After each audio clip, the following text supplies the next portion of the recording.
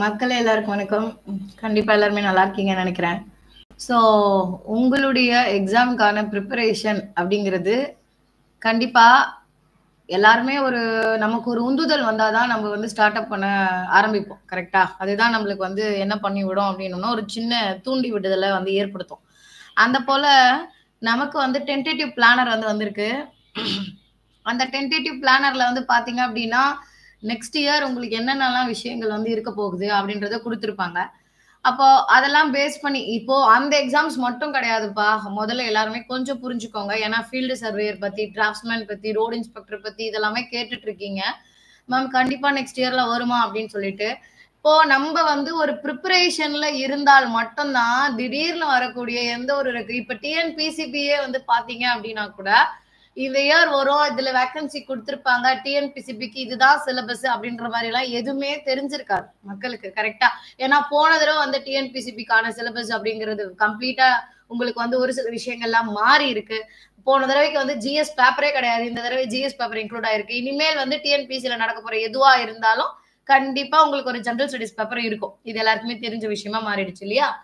அப்போ அப்படி பாக்குறப்போ இந்த டென்டேட்டிவ் பிளானர்ல நீங்க பார்த்த ஒரு சில எக்ஸாம்ஸ்ல நம்மளுடைய யுவர் ஹோப் இப்ப கிளாஸ் ஸ்டார்ட் பண்ண போறது எதை பேஸ் பண்ணி அப்படின்னு பாத்தீங்கன்னா இந்த group 4 JDO JE and then TNPSC ஏஇக்கான விஷயங்கள் ஸ்டார்ட் பண்ண போறோம். ஓகேவா?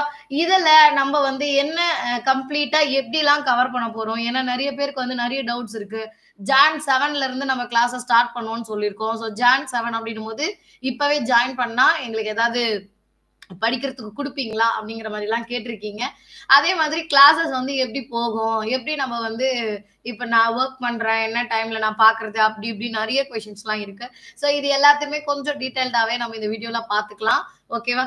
நம்ம கிளாஸஸ்ல ஜாயின் பண்றதுனால உங்களுக்கு என்னென்னலாம் கிடைக்க போகுது அப்படின்றத சொல்லிடுறேன். ஃபர்ஸ்ட் ஆஃப் ஆல் நீங்க 1 இயர் கோர்ஸ் பர்ச்சேஸ் பண்றீங்க அப்படின்னோம்னா கம்ப்ளீட்டா யூரோப்ல 1 இயருக்கு நம்ம என்னென்னலாம் எடுக்கிறோமோ, இப்ப நீங்க டிஎன்பிசி ஏஇக்கு படிக்கிறீங்க, இல்லைன்னா நடுவுல எஸ்ஐ வந்தது, எஸ்ஐக்கான மெட்டீரியல்ஸ் டெஸ்ட் போடுறோம் அப்படின்னா அதுவா இருந்தாலும் சரி, குரூப் 4ஆ இருந்தாலும் சரி, எதுவா இருந்தாலும் சரி, பிற்பாடு வரக்கூடிய எந்த ஒரு விஷயங்களா இருந்தாலும் சரி, நீங்க ஒன் டைம் இதை பர்ச்சேஸ் பண்ணிட்டீங்க அப்படின்னோம்னா இந்த 1 இயர் கோர்ஸ்க்கான இது பர்ச்சேஸ் பண்ணிட்டீங்கன்னா இந்த 1 இயர்க்கு யூரோப்ல நம்ம என்னென்ன கிளாஸஸ் எல்லாம் எடுக்கிறோமோ நம்ம அகாடமில அது எல்லாமே உங்களுக்கு கிடைச்சிரும். அது லைவ் கிளாஸஸா இருந்தாலும் கிடைக்கும், ஆல்ரெடி எடுத்த ரெக்கார்டட் கிளாஸஸும் கிடைக்கும்.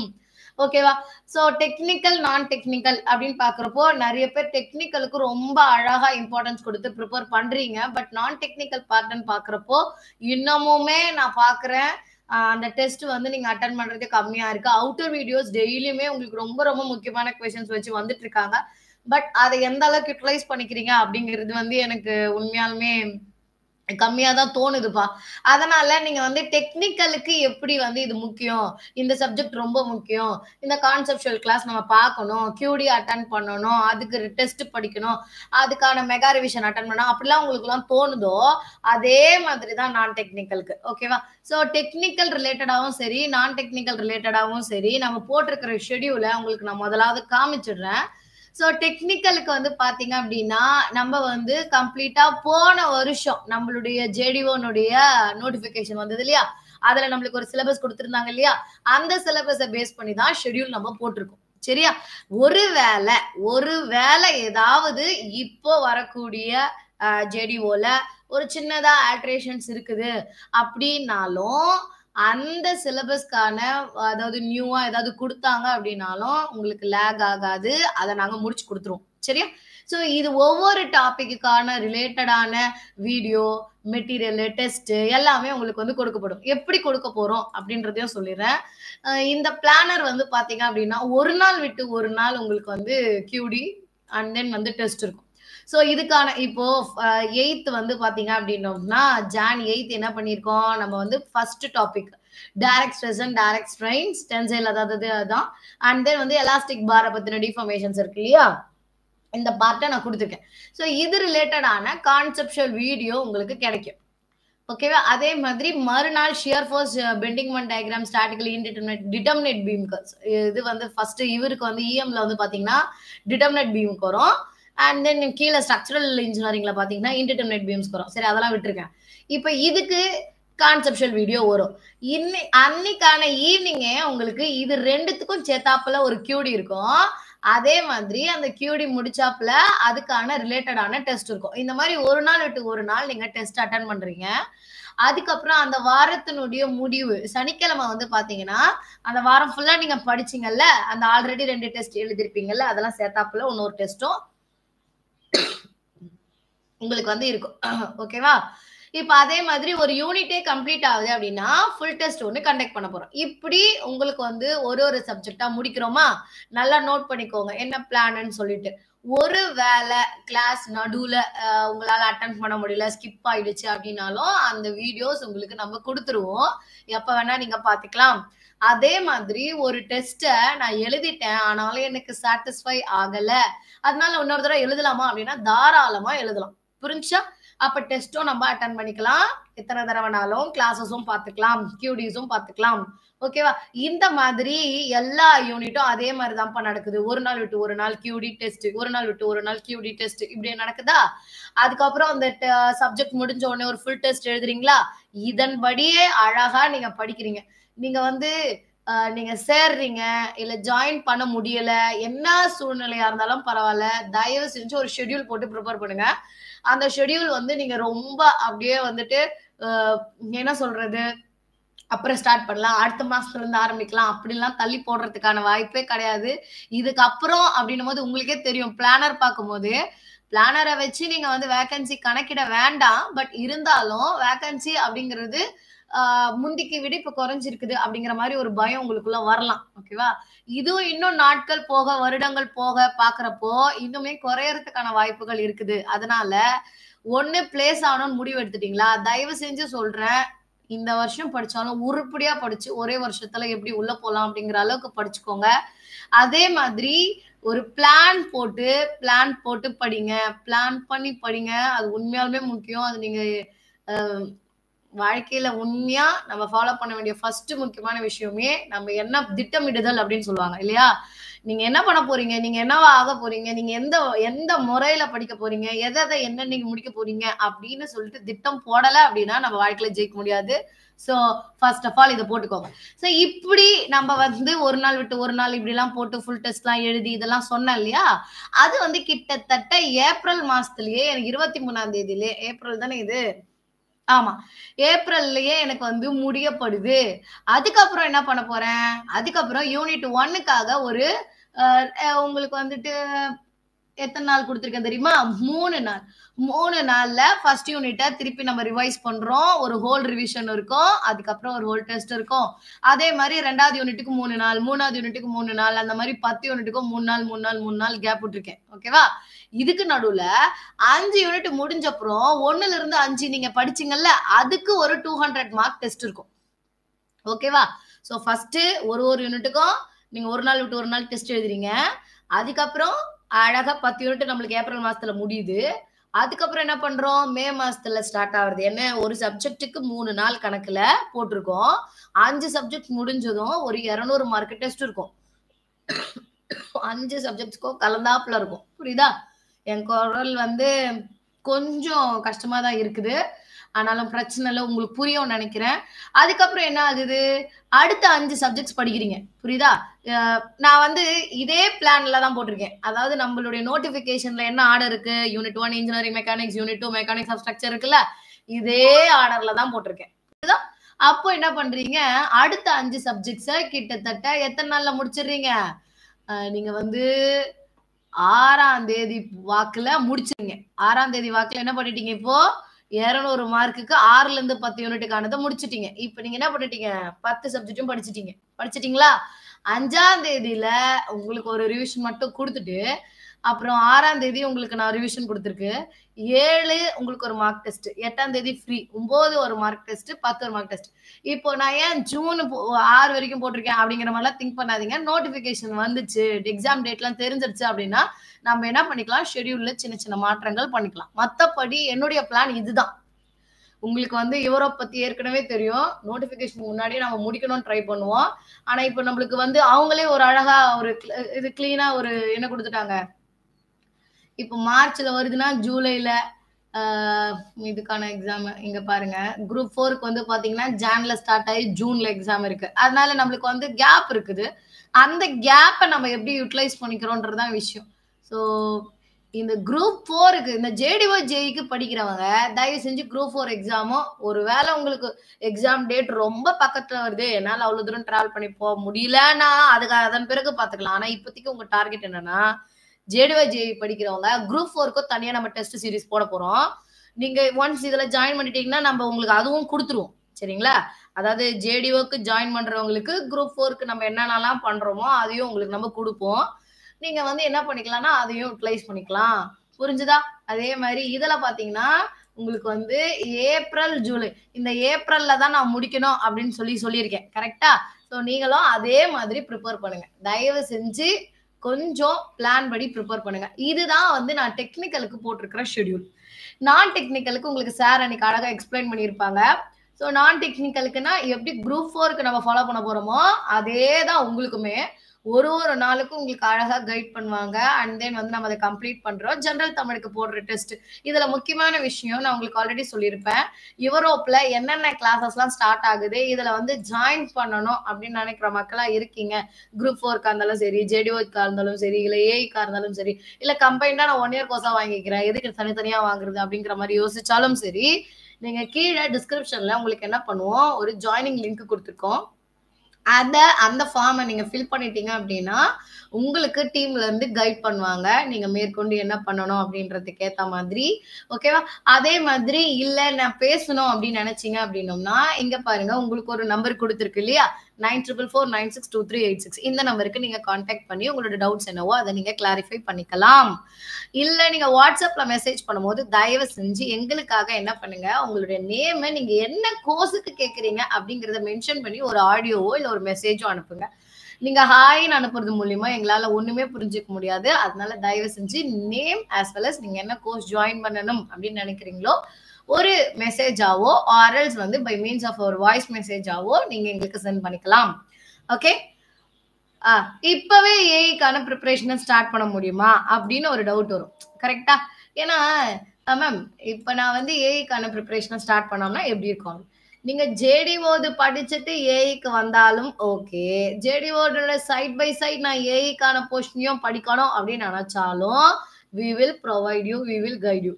புரிஞ்சுதா?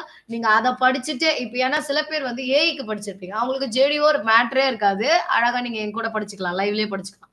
இல்ல நான் ஏஐயுமே சைட் பை சைட் படிக்கணும், அப்ப எனக்கு அது முடிச்ச பிறகுதான் இதை கொடுப்பீங்களா அப்படின்னு கேட்டீங்கன்னா அப்படிலாம் கிடையாது. நீங்க இப்பத்துல இருந்தே ஏஐக்கு படிக்கிறீங்கனாலும் we will guide you. புரியுதா? உங்களுக்கு அதுக்கான மெட்டீரியல், அதுக்கான டெஸ்ட், அதுக்கான கிளாஸஸ் அது எல்லாமே நம்ம கொடுத்துரும். ஓகேவா?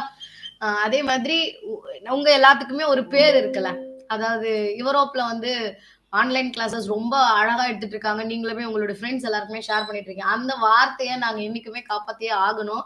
அதனால எங்களால என்ன எஃபர்ட்ஸ் எல்லாம் முடியுமோ அதை நாங்க கண்டிப்பா செய்வோம்.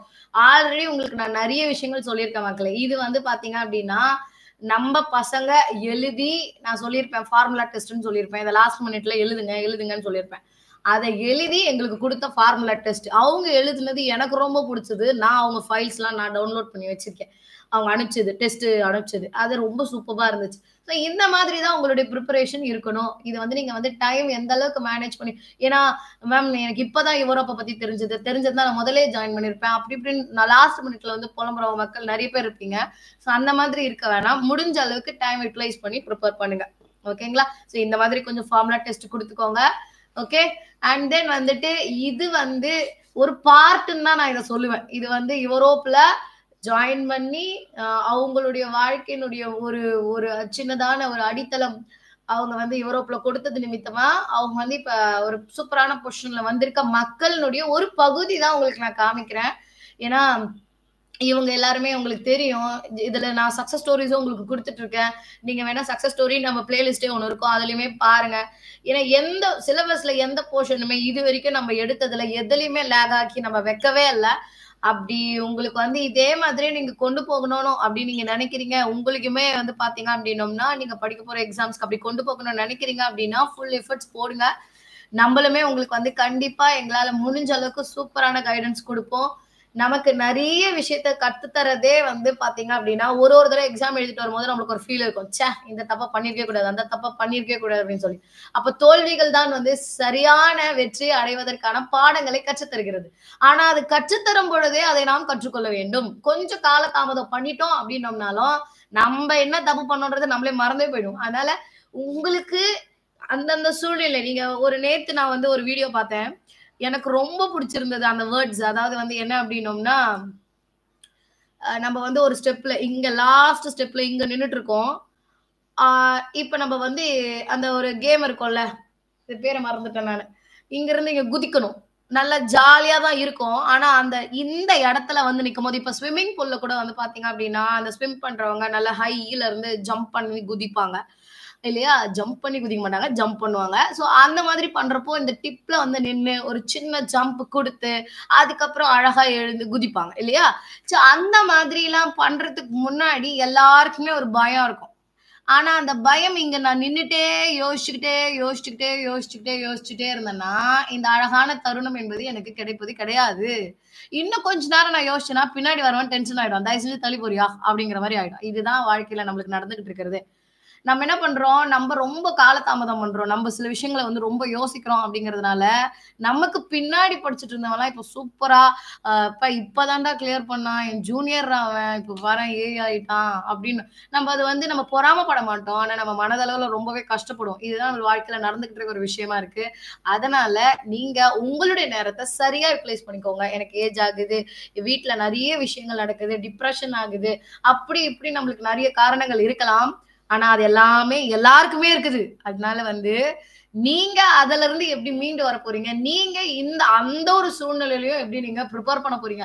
இதுதான் வந்து உங்களுடைய வெற்றிய தீர்மானிக்கும். அதனால பயங்கரமான ஒரு பிளான் பண்ணி, பயங்கரமா உங்களுடைய full hard work, complete hard work போட்டு, ஓஎம்ஆர்ல டெஸ்ட் எழுதி அனுப்புங்க மக்களேன்னா, எங்க மக்கள் அனுப்புறாங்க. அது வரைக்கும் சந்தோஷப்படுறேன் நானு.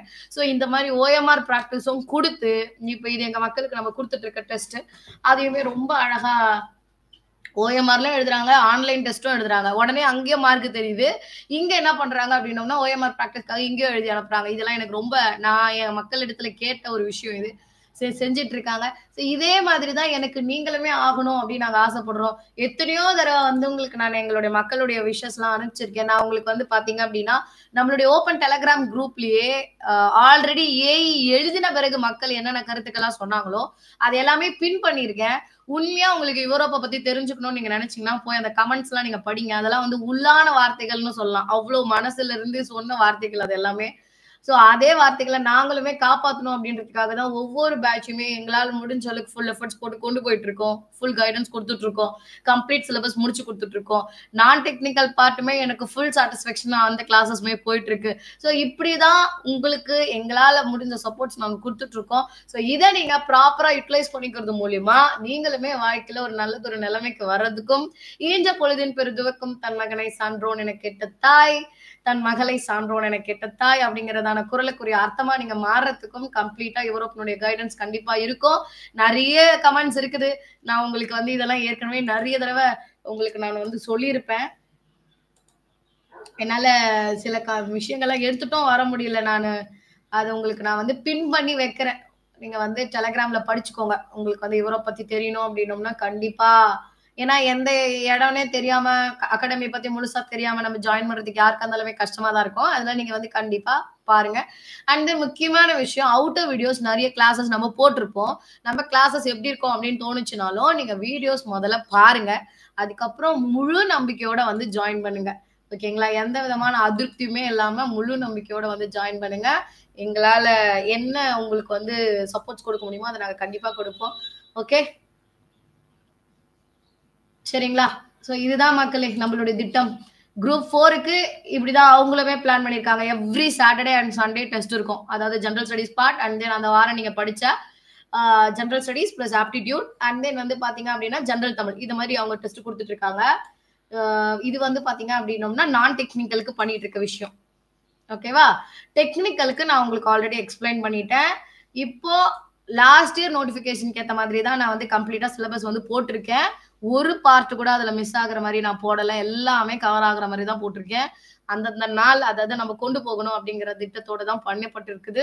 அதனால நீங்க கிளாஸ் ஜாயின் பண்றீங்க அப்படின்னாலும் அந்த ஷெட்யூலை ஃபாலோ பண்ணுங்க. இல்ல மேம் என்னால பண்ண முடியல, நான் ஓனா ப்ரிப்பேர் பண்ணிட்டு இருக்கேன், நல்லாவே பண்ணிட்டு இருக்கேன் அப்படின்னு உங்களுக்கு தோணுச்சு அப்படின்னாலும் நீங்களும் என்ன பண்ணுங்க, இந்த பிளானோட நீங்க ஃபாலோ பண்ணி கொண்டு போங்க. ஏஐக்கு நோட்டிபிகேஷன் வந்த பிறகுதான் படிக்கணும் அப்படின்றது கிடையாது. ஏஐக்கு படிக்கிற மக்கள் இப்பவே நீங்க வந்து ஸ்டார்ட் பண்ணணும் அப்படின்னாலும் அதுக்கும் நம்ம கைட் பண்ணுவோம். சரியா? ஓகே. கம்ப்ளீட்டா உங்களுக்கு வந்து புரிஞ்சிருக்கும் அப்படின்னு நான் நினைக்கிறேன். அதே மாதிரி என்ன மாதிரியான டவுட்ஸ் இருந்துச்சு அப்படின்னாலும் நீங்க என்ன பண்ணுங்க அப்படின்னோம்னா நமக்கு வாட்ஸ்அப் பண்ணி நீங்க கேட்டுக்கோங்க. இதுல நீங்க எந்த கிளாஸஸ் ஜாயின் பண்ணணும் நீங்க நினைச்சாலும் கீழே டிஸ்கிரிப்ஷன்ல லிங்க் இருக்கு. நீங்க அந்த ஃபார்மை ஃபில் பண்ணீங்க அப்படின்னோம்னா நம்ம டீம்ல இருந்து கைட் பண்ணுவாங்க. அதே மாதிரி ஃபோன் நம்பரும் நம்ம கொடுத்துருக்கோம். நீங்க அதுலயுமே காண்டாக்ட் பண்ணி கேட்டுக்கலாம். நம்மளுடைய ஓப்பன் டெலிகிராம் குரூப்புக்கான லிங்க்குமே கொடுக்கப்பட்டிருக்குது. அந்த குரூப்லயும் நீங்க ஜாயின் பண்ணிக்கலாம். அதுல நம்ம ஃப்ரீயா கண்டக்ட் பண்ற எல்லா விஷயத்தையும் அந்த குரூப்ல நம்ம போடுவோம். நம்ம ஃப்ரீ வீடியோஸ் எடுத்தாலோ டெஸ்ட் கொடுத்தாலோ எதுனாலும் அந்த குரூப்ல நம்ம கண்டிப்பா அப்டேட் கொடுப்போம். நெக்ஸ்ட் நம்ம ஸ்டார்ட் பண்ண போற எந்த கிளாஸஸா இருந்தாலும் அப்டேட் கொடுப்போம். அதனால நீங்க என்ன பண்ணுங்க அப்படின்னோம்னா அந்த ஓப்பன் டெலிகிராம் குரூப்ல ஜாயின் பண்ணிக்கோங்க. ஓகே. டெக்னிக்கலுக்கும் conceptual class, question discussion, mega revision, conceptual materials, MCQ material, unit test, mega test, mark test எல்லாமே நடக்கும். அதே மாதிரி நான் டெக்னிக்கலுக்கும் உங்களுக்கு எல்லா video class, question discussion, mega revision, அப்புறம் materials, MCQ materials, unit test, mega test, ஒவ்வொரு சப்ஜெக்ட்டுக்குமான மெகா டெஸ்ட், மார்க் டெஸ்ட் எல்லாமே நடக்கும். புரிஞ்சா? தீயா படிங்க, சீக்கிரமா பிளேஸ் ஆகும். Bye bye, take care. வாழ்த்துக்கள் மக்களே. தேங்க்யூ.